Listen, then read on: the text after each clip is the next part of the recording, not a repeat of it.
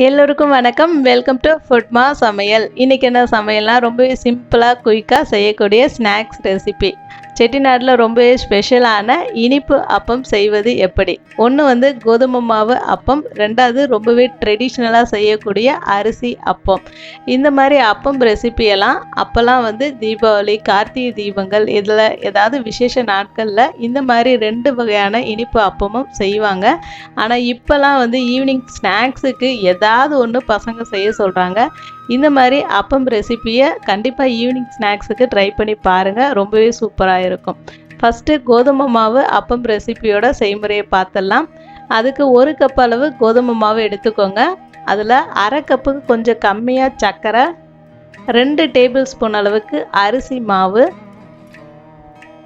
ஒரு 1/4 டீஸ்பூன் அளவு ஆப்ப சோடா, 1 சிட்டிகை அளவு உப்பு, ஏலக்காய் 2 சேர்க்கக்கூடிய பொருளெல்லாம் சேர்த்தாச்சு. ஒரு தடவை கலந்து எடுத்துடலாம். இப்போ அப்பம் நல்லா குண்டு குண்டாக ஃப்ளஃபியாக இருக்கணும்ல, நல்லா கனிஞ்ச வாழைப்பழமாக எடுத்து மிக்சியில் அரைச்சிக்கோங்க. இதுவும் அரை கப்புக்கு கொஞ்சம் கம்மியாகவே இருந்தது. எல்லாத்தையுமே நான் சேர்த்துருக்கேன். உங்களுக்கு வாழைப்பழத்தோட அளவு கம்மியாக வேணும்னா கம்மியாக கூட சேர்த்துக்கோங்க. நல்லா கலந்து எடுத்துக்கோங்க. இப்போ நான் 1 கப் அளவு தண்ணி எடுத்திருக்கேன்.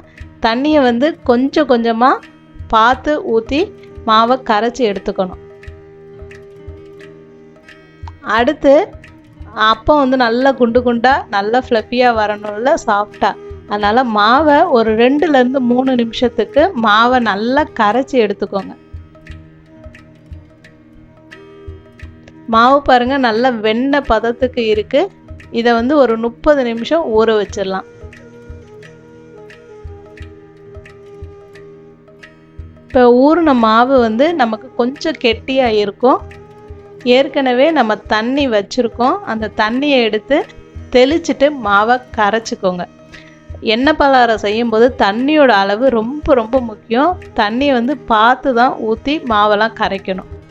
இப்போ இந்த அளவுக்கு தண்ணி இருக்குது நமக்கு, பேலன்ஸ் இது இருக்கட்டும். இப்போ மாவு ரெடியாக இருக்குது. எண்ணெயை நான் சூடு பண்ணி வச்சுருக்கேன். 1 துளிக்கரண்டி அளவு மாவை ஊற்றிட்டு இந்த மாதிரி மேலேயும் எண்ணெயை தெளித்து விட்டிங்கன்னா 2 பக்கமும் அப்பம் நல்லா குண்டு குண்டாக நல்லா சாஃப்டாக பஞ்சு போல் நமக்கு கோதுமை அப்பம் ரெடியாகிருங்க. கண்டிப்பாக விசேஷ நாட்களாக இருந்தாலும் சரி, ஈவினிங் ஸ்நாக்ஸுக்கு இந்த மாதிரி அப்பமை ட்ரை பண்ணுங்கள். அடுத்து ட்ரெடிஷ்னலாக செய்யக்கூடிய அரிசி அப்பம் எப்படி செய்யலான்னு பார்க்கலாம். 1 டம்ளர் அளவு பச்சரிசி எடுத்திருக்கேன். மாவு பச்சரிசியாக பார்த்து வாங்கிக்கோங்க. அரிசியை நல்லா 2-3 தடவை கழுவிட்டு அரிசியை ஒரு 3 மணி நேரம் ஊற வச்சுக்கோங்க. நான் ஏற்கனவே ஊற வச்சுருந்தேன். மாவை நம்ம இன்றைக்கி மிக்சியில் தான் அரைக்க போகிறோம். தண்ணியை கம்ப்ளீட்டாக வடிச்சிட்டு எல்லா அரிசியையும் மிக்சி ஜாரில் சேர்த்துருங்க. இது கூட 2 ஏலக்காய். இப்போ அரைக்கும் போது தண்ணியெல்லாம் ஊற்றிடாதீங்க. நல்லா கெட்டியாக நெய்ஸாக மாவை அரைச்சி எடுத்துக்கணும். தேவைப்பட்டால் கொஞ்சமாக மாவை தண்ணி ஊற்றி அரைச்சி எடுத்துக்கணும். மாவு நல்லா கெட்டியான பதத்தில் இருக்கணும். அடுத்து 1 டம்ளர் அரிசி எடுத்திங்கன்னா அரை டம்ளர் அளவு வெல்லம் எடுத்துக்கோங்க. இப்போ இதில் கொஞ்சமாக தண்ணி ஊற்றிக்கோங்க. இதை நம்ம நல்லா சூடு பண்ணிக்கோங்க. கம்பி பதம்லாம் தேவையில்லை. வெல்லம் தண்ணியில் கரைஞ்சாவே போதும். இப்போ நம்ம ஸ்டவ்வை ஆஃப் பண்ணிடலாம். இதை கம்ப்ளீட்டாக ஆற வச்சதுக்கு அப்புறம் தான் வடிகட்டி மாவில் சேர்க்கணும். இப்போ 1 சிட்டிகை அளவு உப்பு சேர்த்துடலாம். மாவு பாருங்கள் இந்த அளவுக்கு கெட்டியாக இருக்குது. ஸோ நல்லா கரைச்சி எடுத்துக்கோங்க. மாவு இந்த பதத்தில் இருக்கணும். சொன்ன மாதிரி எண்ணெய் பலகாரத்துக்கு தண்ணியோட அளவு ரொம்ப ரொம்ப முக்கியம். கெட்டியாக இருந்துச்சுன்னா அப்பம் கல் மாதிரி வரும். தண்ணியாக இருந்துச்சுன்னா அதிகமாக எண்ணெயை குடிக்கும்.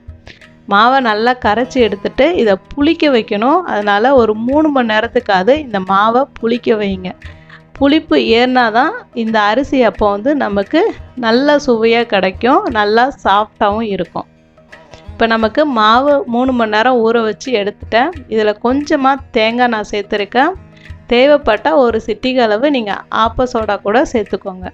மாவை நல்லா கரைச்சிட்டு சூடான எண்ணெயில் ஊற்றுனீங்கன்னா நல்லா குண்டு குண்டாக அரிசி அப்பமும் ரெடி ஆயிரும். இனிப்பு அப்பம் செய்முறையை பார்த்தாச்சு. கண்டிப்பாக வீட்டில் செஞ்சு பாருங்கள். நன்றி.